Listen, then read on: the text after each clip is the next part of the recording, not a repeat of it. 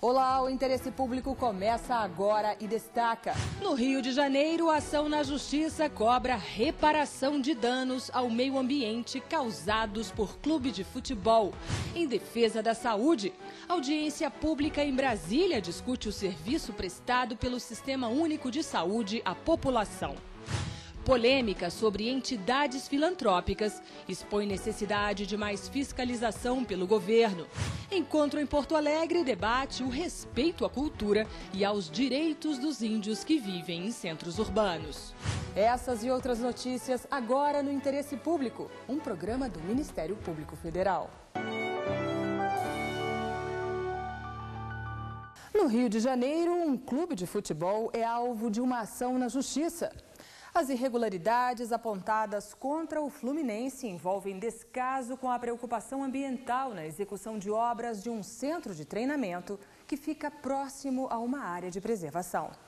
A reserva biológica do Tinguá ocupa uma área de 27 mil hectares e atinge 4 municípios do Rio de Janeiro: Duque de Caxias e Nova Iguaçu, na Baixada Fluminense, e Petrópolis e Miguel Pereira, na região serrana. É uma amostra representativa do ecossistema da Mata Atlântica.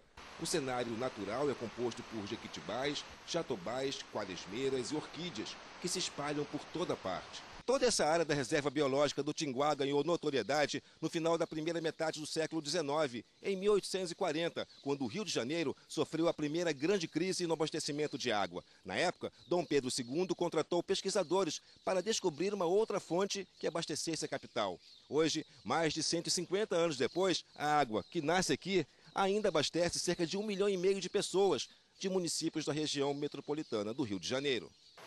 Proteger a reserva do Tinguá é garantir também a conservação dos mananciais. O cuidado envolve ainda o entorno, conhecido como zona de amortecimento.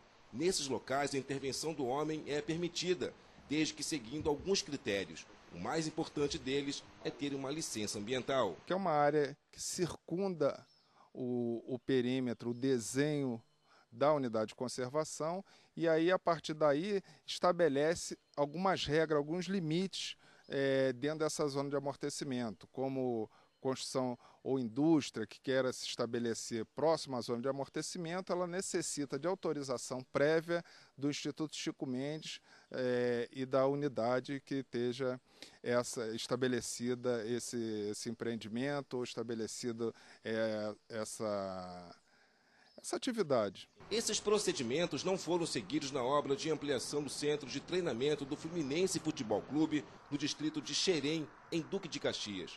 O clube é acusado de cortar árvores nativas e atear fogo em vegetação de Mata Atlântica, tudo sem licença ambiental.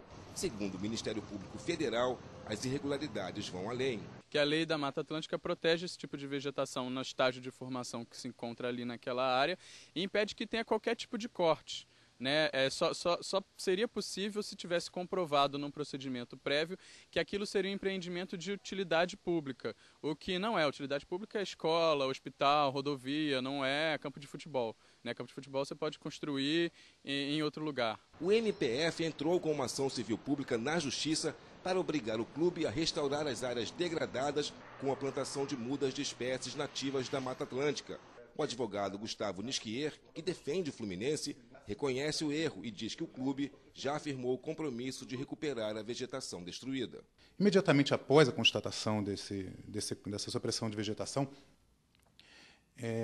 o Fluminense assinou um termo de compromisso com a Prefeitura de Duque de Caxias, através do qual foi estabelecida uma revegetação de uma área de 20 mil hectares e doação de mudas. Fomos surpreendidos com a notícia da existência de uma ação civil pública.